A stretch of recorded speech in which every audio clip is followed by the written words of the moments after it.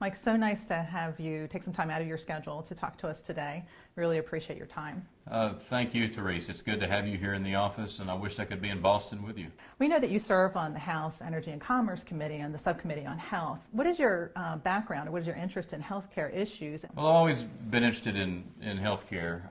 My mom had polio when she was a year old, and spent as much time in children's hospitals growing up as she did at home, and she has spent her entire life walking with a crutch and a brace. And so I've always had a special place in my heart for healthcare, because the polio vaccine would come later and prevent all of us from having to go through what my mom had to go through. So healthcare is very important. My wife's a pharmacist. Oh. We used to own a family pharmacy and a home medical equipment business. So I've been around healthcare in one way or another all my life. I was on the Public Health Committee in the Arkansas State Senate for 10 years before coming here, and I was fortunate to land a seat on the House Energy and Commerce Committee and on the Health Subcommittee when I got here. And I've tried to use that role to make healthcare more affordable, more accessible, in doing things like promoting your legislation. We know that you've been working with us for at least 5 years, I think, now. All of my colleagues are saying, why in the world has this common sense legislation not passed yet? Well, we're making progress. It's an education process.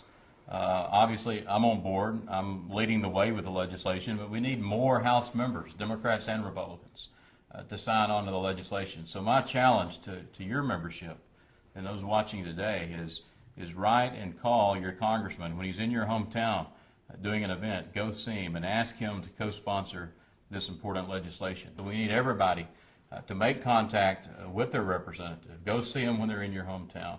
Call them, email them, write them, encourage them to co-sponsor this common sense legislation that benefits the people. Right, so we have to actually be there. We have to be there with the folks that we vote for, right? Because they want to hear from their constituents. Absolutely. Not just you. They work for you. They work for us. And so reach out to your congressman.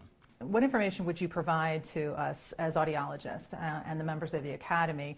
What would we say to opponents of this bill? Give us the words that you would use for individuals and also for us when we're talking to our elected representatives. That there's no reason to be opposed to it. There's no reason to have to, we talk about the cost of health care in this country compared to other countries. Right. Well, this is an example of how we can lower those costs. Why pay to go see a doctor who then will simply refer you to one of your providers? I mean, it makes absolutely no sense at all.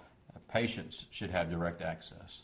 How effective is our voice, is audiology's voice on Capitol Hill for the Academy? Well, audiologists, they've got an effective team representing them in Washington. Their association does a tremendous job. But there's only so much that your association, your lobbyists can do. It really comes down to your membership, audiologists from all across America. There's 435 congressional districts. Right. There's audiologists in every one of those congressional districts.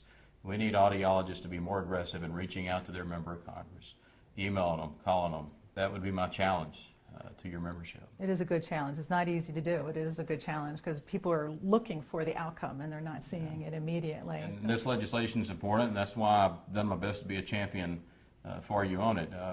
One of the greatest frustrations I've had in my 12 years here is nothing happens overnight. Right. Everything is slow to happen in Washington, but we've come a long way. We went from no legislation to having legislation to having a growing number of co-sponsors of the legislation. We've got to continue to grow the number of co-sponsors. Issues like this never happen overnight. They never happen in 1 or 2 years, but usually they do happen.